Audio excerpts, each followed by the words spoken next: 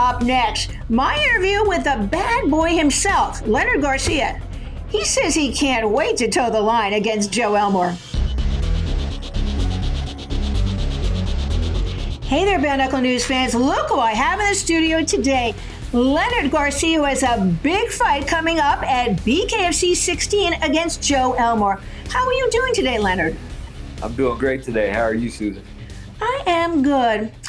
I looked at the stats, and they kind of look identical for you and Joe on height and reach advantage. How do you think you compare style-wise? I think I'm a little more technical than Joe. I think power is questionable. He might have a little edge in the power. He's built a little different, a little wider in the shoulders. But I just think I'm a little more technical, and I feel like we're both battle proven. So it's really going to be if my technique can overcome his athleticism. Interesting. How have you changed your training camp specifically up for Joe? I know you're training with one of my favorite fighters, by the way. Yeah, I definitely brought in Tom as a help. He has the best insight on a guy like Joe Elmore. He spent 5 rounds with him, he's just given me some tips, some advice. I mean, of course, Tom can't get in there and fight for me, so it's always good to have all those different eyes and ears, and a guy who spent that much time with him and knows him pretty well is a good guy to have. But we just really just put our heads down and kept training. I mean, that's what we've been doing, and we understand Joe Elmore is a big, powerful striker, and we just got to make sure we don't get hit as many times as he hits. Like I got to hit him more than he hits me. Speaking of hitting him more than he hits you, what other holes can you take advantage of in Joe's game to get the W? I think we both have a reckless style. I think we both go for broke. When you fight like that, it's 50-50. I don't know. I think I just need to be smart in there. I need to be try to be more precise. Same things that you do in every fight. You just try to get better and better. You try to land your punches and not get hit. With Joe, it's going to be very, very, it's going to, I tell everybody the story's going to be when I hit him, how does he react? When he hits me, how do I react? And that's going to tell the story, and that's what's going to write our book. So what range are you looking to fight at then?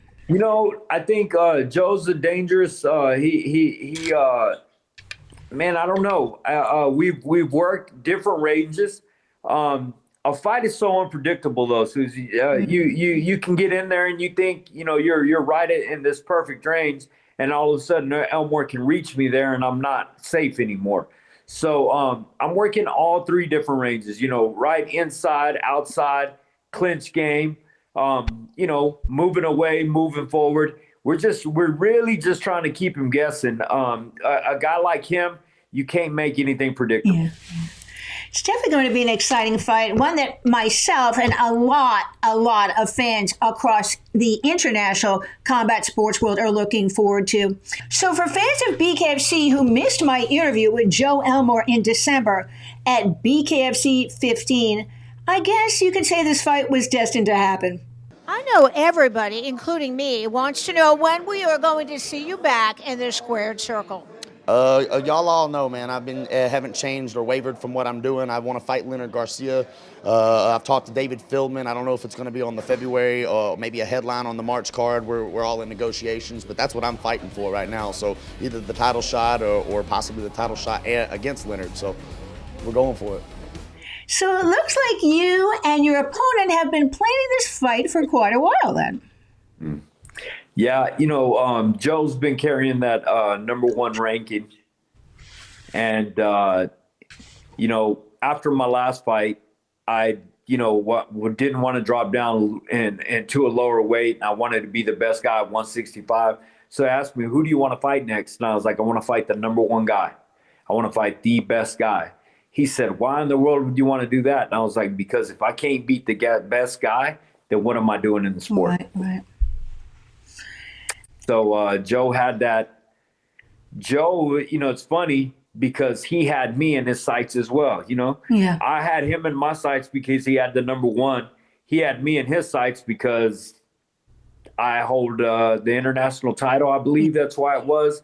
And I just think, me and Joe were gravitated to each other. I see his style, he sees my style, and we want to test each other with the best. And we both know that we both feel like we have the best style for bare knuckle. So I think we're trying to prove it to each other, whose side is the best.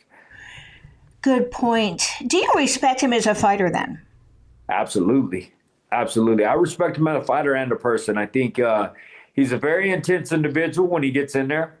And I think I'm a super emotional fighter. I fight with my emotions as well. So I kind of understand Joe. I think we operate on somewhat some of the same brain waves. I don't know. I know for sure he's a fighter and a great fighter at that. And I can respect that. So for me to be able to fight a guy very similar to myself has been a dream of mine for many years. And I've actually had one MMA fight that was that way, and it was a Korean Zombie 1. And so I know this is very similar. Of course, a bigger weight class. I got a little more weight on me. So I'm just excited to get in there and let it go. Speaking about your stellar combat sports background, we have a lot of new fans for Bare Knuckle, and maybe I should just let you tell the story of some of the people you have recently fought in your stellar career. I've got down Max Holloway, Nam Phan, Jens Pulver, and Mike Brown, just, of course, to name a few. Which fight are you most proud of and why? The Holloway fight was fantastic because Holloway's been on such a tear. It's a pretty big accomplishment, but the Korean Zombie really drew a lot out of me, and he made me learn a lot about myself when we were in there against each other. And guys that draw that out of you, and you said some other great names. Nam Phan, we fought each other twice. Roger Huerta, when I first burst onto the scene. That was one of the fights that I was supposed to go in there and get steamrolled by a guy, and went in there and gave people what they wanted to see, put on a great fight, and it turned out to be a fantastic thing for me. So you talked about respect for fighters earlier. I think every fighter should respect anybody who's willing to get in there with them.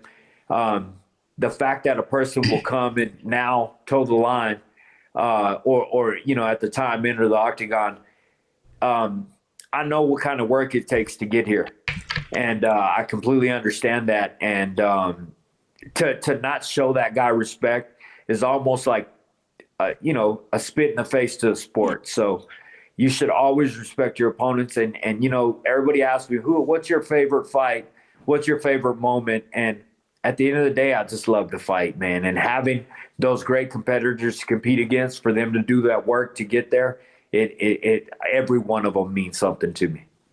I could not agree more with you, Leonard. I just want to bring up something that's interesting, because after a fight, even if somebody loses and is in top shape enough without medical issues to do an interview with me, I will often start the interview up and say, well, there's no winners or losers in the fight. And the fans are like, what are you talking about? So fans need to also respect the fighters, because anybody who's in combat sports at all, in any range of fighting, is tough as nails and deserves the respect from the combat sports fans. All right, enough of my preaching. How have you changed as a fighter since you started in Bare Knuckle? Well, I'll tell you, it's been a crazy ride with Bare Knuckle. I came out of retirement. I had 5 weeks to get ready for Julian Lane. So for 4 years, I slightly trained. I stayed in shape, but just because, that's just who I am as a person. But I really wasn't training, and the Julian Lane fight kind of cursed me a little bit. I went to training camp for 4 hard weeks, and I ended up winning the fight.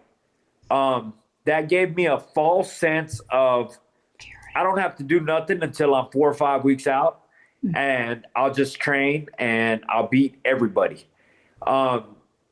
that you know, of course, as well as I know now, that's impossible when you're fighting a professional athlete.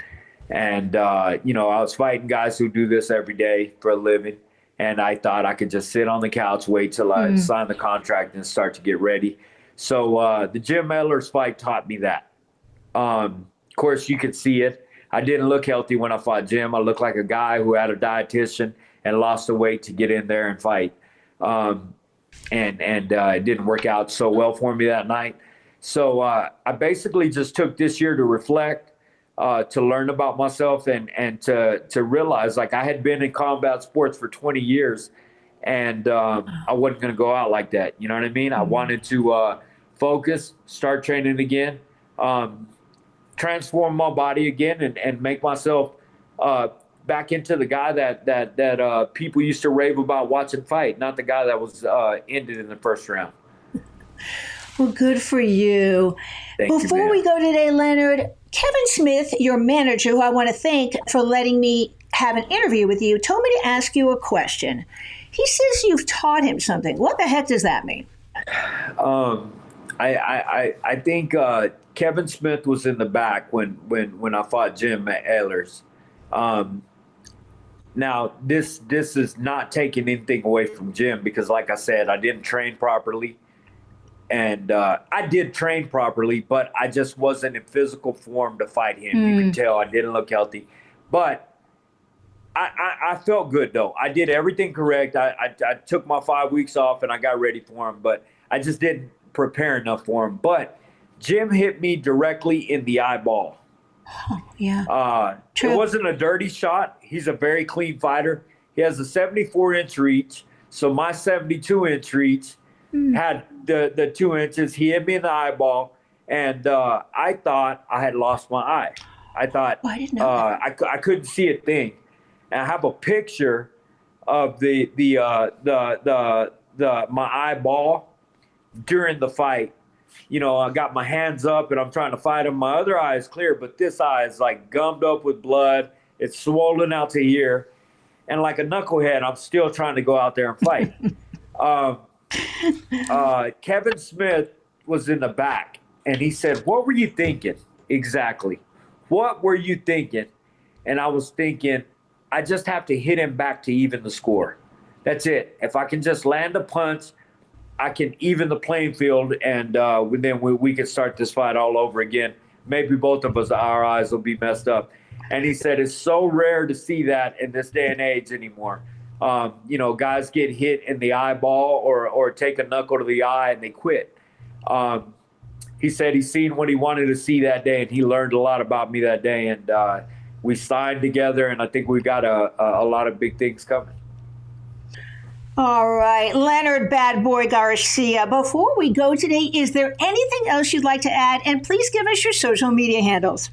You got it. You guys, first and foremost, I'd like to thank God. You know, He most important thing in my life, most important thing in all of our lives, I hope. But he gave me an opportunity to do this. Of course, I have to do the work and perform, but I thank him for the opportunity. And you guys can follow me at Leonard Bad Boy Garcia on Facebook, at Bad Boy Garcia on Twitter, Skype, and Instagram.